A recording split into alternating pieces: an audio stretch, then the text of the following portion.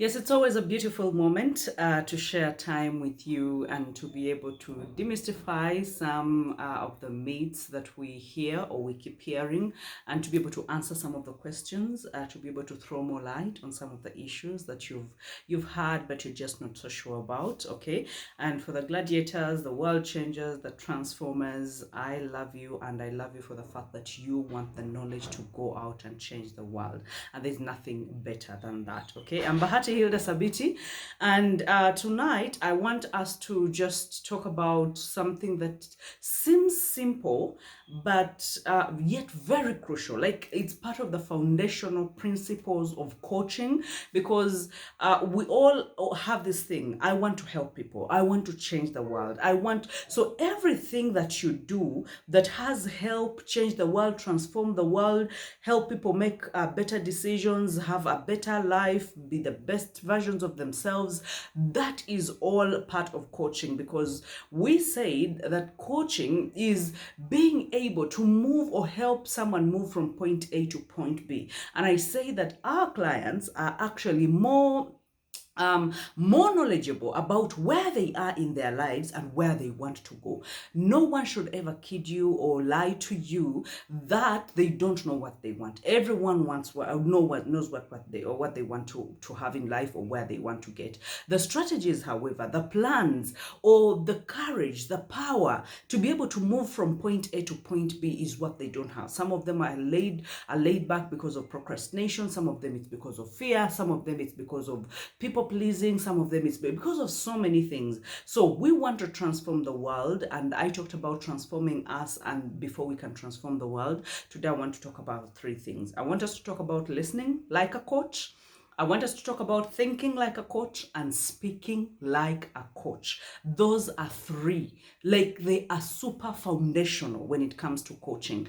Now, let's start with listening, because everyone or most people have told you you have to be a very good listener as a coach, okay, or as a mentor or as a consultant. You have to be, because someone comes with their presenting issue.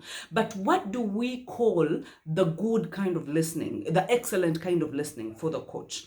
Now, while you are actually listening, you're listening to the discrepancies, you're listening to things that do not add up, you're listening to their aspirations, you're listening to their emotions, you're listening to the in between the lines. Like, it's just not the face value for us. Okay, so if you are the kind of coach or the kind of mentor or counselor that is going to sit back and just wait that everyone is just going to bring you the whole story on a silver platter, and then boom, you have solved the equation. No, no, no, that's not what happens. When you are keen to listen, you will find a lot more cues and clues. You'll find a lot more information that does not add up, and that is where the questions come in, and the open-ended questions, not the closed questions. You should not give the leeway to a client to actually answer yes or no, because then they've not availed any information. What you want is to dig deeper, and it's not to dig deeper to invade their privacy, because remember, you're supposed to be confidential. So if you cannot know what's happening in their lives, then you cannot help. If you have half truths, then you cannot help. That means that even when people come and give you a half truth or a quarter truth, you should be able to listen keenly to the unsaid words, to the unsaid, unuttered emotions, to what lies behind the scene, to the intentions that are not mentioned. Okay, that means you have to go deeper than just sitting. Some of us, when you're in a counseling session or you're in a group coaching, because you will go from counseling and individuals, you'll go to group coaching, you'll go, and this is what happens, the mistakes, and we'll talk about mistakes that coaches do and consultants and mentors. But right now, let's skip to this. This is what we do. We listen to respond. You're always formulating an answer to say something, and I call that show off. You want to show the client that you know more. You want to show the client you're the guru, you're the expert, you know it all, so you figured it out. But you're not helping them, because you're not supposed to figure it out for them. You're supposed to guide them to be able to figure it out by themselves, so that the impact of the strategies and the plans that you will come up with at the end of the session, and we will talk about that, they will live longer. That is why I find people that I met 7 years ago or 8 years ago, and then they tell me, you said one word, or you asked me that question, I went on scratching my head for years and years, and it was so true. That's exactly what was happening in my life. And it was happening right under my nose. I couldn't see it. But it took you to ask me one question for me to be able to unveil, to go into the closet and find out, what am I hiding? What am I not saying? Okay? Why? Because you listen with the intent to help to move that person from point A to point B. And you are the guide on the side. You are not the leader, not even the leader, but you are not the kind who says, oh, follow me, I know the way, I will take you through, and then I will. No. You don't just say, you know what, you've come, I have the fish in the basket, so take the fish, go and eat. That's not how it works. You take them to the lake, you teach them how to fish, and let them change their lives for the rest of their lives, okay? So you listen to the unsaid, you listen to the whispers, you listen to the tears, you listen to their heartbeat, you listen to the rhythm of their words, you listen to their thoughts, you listen to their surrounding, you listen to the body language. You listening, you listen to literally everything. Okay, let's go to number 2, because I can talk about listening for the whole day. When you talk about thinking, okay, you really have to think like a mentor, a coach, a counselor, a consultant, okay? Those are people that have taught themselves to think ahead of the game. Okay, and you must be able to think about the most important. No, it's not even about the head of the game, because after you've done this for quite a long time, like I have done this for quite a long time, this is what happens when someone comes with their issue. Everyone has different issues, but again, they all correlate, or they have patterns, and maybe you've repeatedly handled people with that particular situation. Now, this is a mistake that some coaches do. They jump ahead of themselves, and then because I have dealt with a situation like this, so I can as well just take it out. We're not even going to take the 45 minutes or an hour that I promised. Let's just go through with it. Why? Because I'm an expert in it. I've dealt with it for some time. What you have to think more than anything is the now. Okay, you have to think about now, about the pain they are going through, what it means to them, how they can be able to help themselves, okay? What are the missing links? That means you really have to think. I think there's a program we did with Tim, and we said that most people, what's lacking for most people in our world is thinking, okay? They want to be spoon-fed.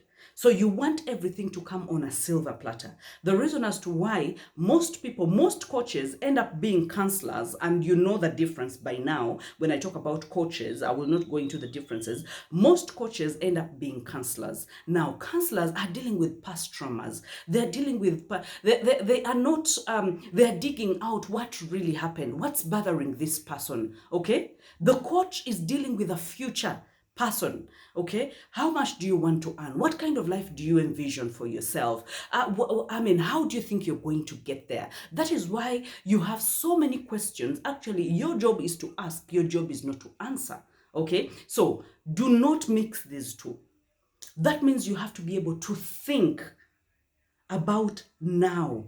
What is happening right now, okay? Why has this person come to you? Why have they trusted you? How can you move them from where they are, help them move from where they are to where they want to be? Can you connect the dots? That means you're multitasking. While you're asking the questions, you are thinking, you are listening, and you are speaking. But the now is very important when it comes to thinking, okay? Because this is what they are presenting. This is what they are saying. This is what they are feeling.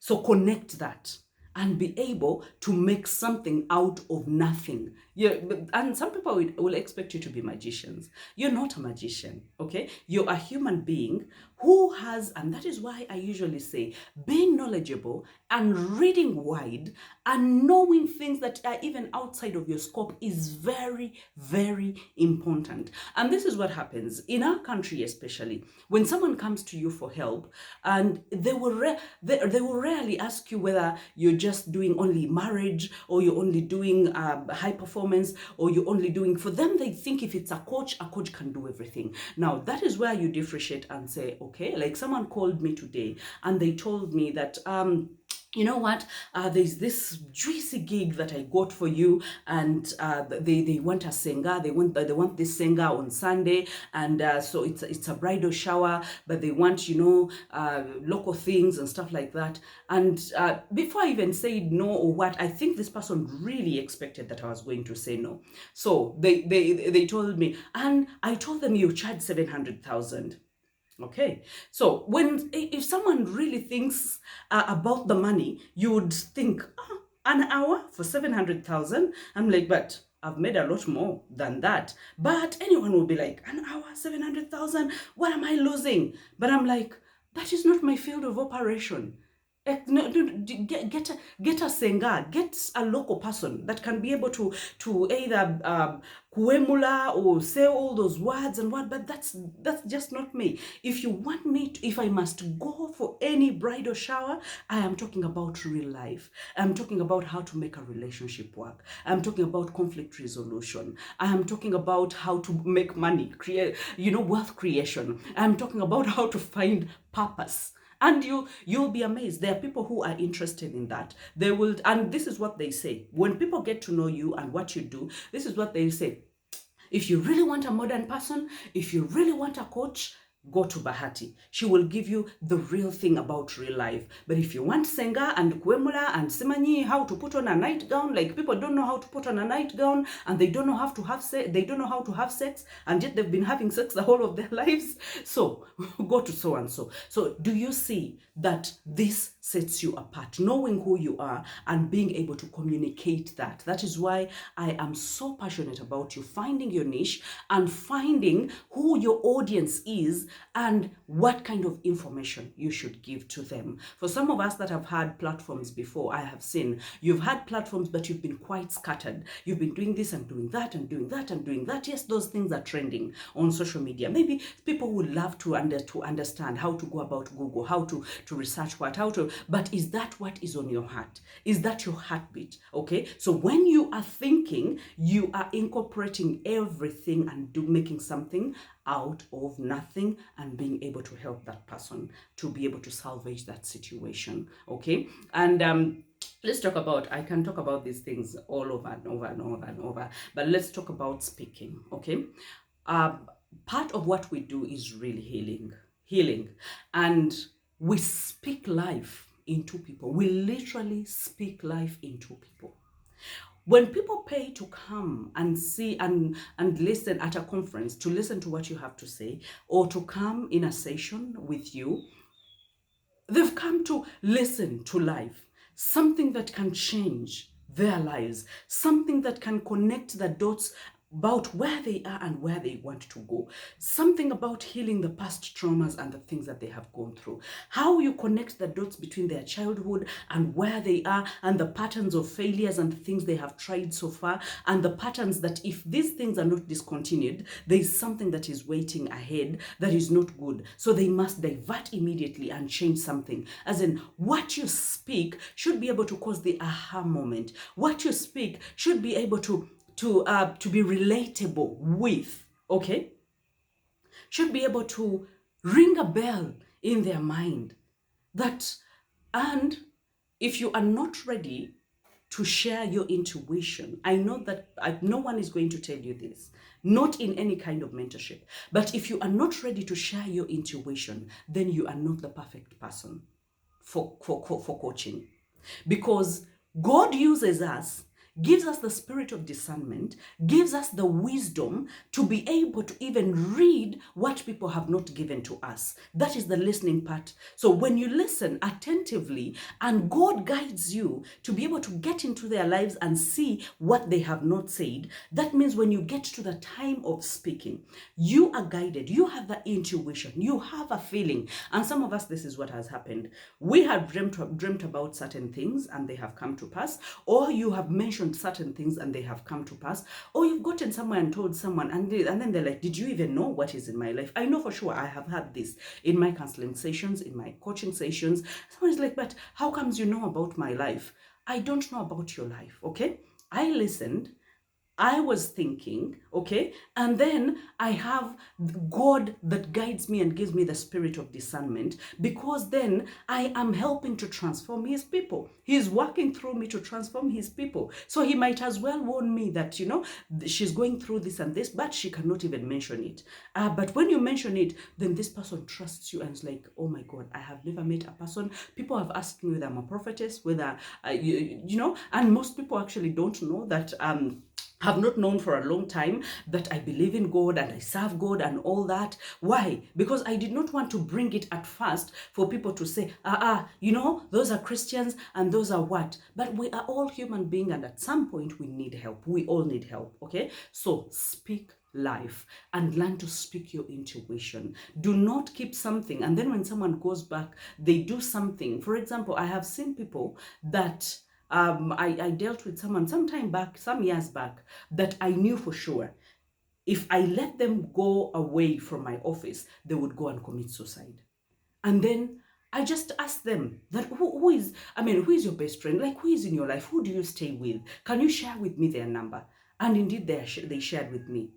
And when I called this person, I actually excused myself. I called this person. I was like, your friend is in my office, but I need to know what has been happening. And this person was telling me he bought medicine, he bought tablets, and he wanted to take his life. And that is when someone gave him your number to come to your office. And I was like, okay, so we need to do something. Can you access that mail? Can you be able to watch him? Can you be able to, he seems like he has understood what we have talked about, but you never know, the triggers could come back in the middle of the night or tomorrow when he's not with anyone. He needs to be on watch, okay? And it really helped, because this person was like, he came back as a bit depressed, but he kept talking about what you talked about in the sessions, and he repeatedly talked about it for a week. And after a week, he went back normal to working, like he had bounced back from the depression that he had been in. I spoke and I used my intuition to detect that there was something deeper than what I was dealing with, than what was on the face value. And I spoke it and I gave life. Okay, you never know. There are people that have called me. One is in Kampala right now working, and he told during the pandemic, when it was really bad, when the lockdown happened and he was laid off his job, he told me, I'm in the house and I'm going to kill myself. I don't know how to get out of this situation. My wife ran away from me and I just don't know how to do anything. And I just told him that, you know what? There are so many. You're a mechanic. Get a job. Come back to Kampala. It's like, but how do I even get to? I was like, either borrow money or something, but get back to Kampala. You can never fail to get something to do. This person did not pay a coin, but I listened to them. I thought about what they were going through, and I spoke life into them. And he called me recently and told me that he had been promoted at his job and he was the most trusted worker at that garage. And actually, he was found to be much better than everyone that was working there. And he couldn't believe it. He was like, if it wasn't for that call that I made, I don't think I would have been here, because I had hated myself and I had given up. So use your intuition, use your gut feeling, trust God to give you what to say, okay, in the hardest of the situations, because you will meet clients that you will have situations that are really, really, really hard to deal with. But God will be by your side and you'll be able to actually help them, okay? So read wide. Make sure that you're really informed. Make sure that this is your passion. Don't do it if it's not your passion. But listen as a coach, think like a coach, and speak like a coach. Okay? Okay, guys, I love you. That's it from me tonight. Bless you.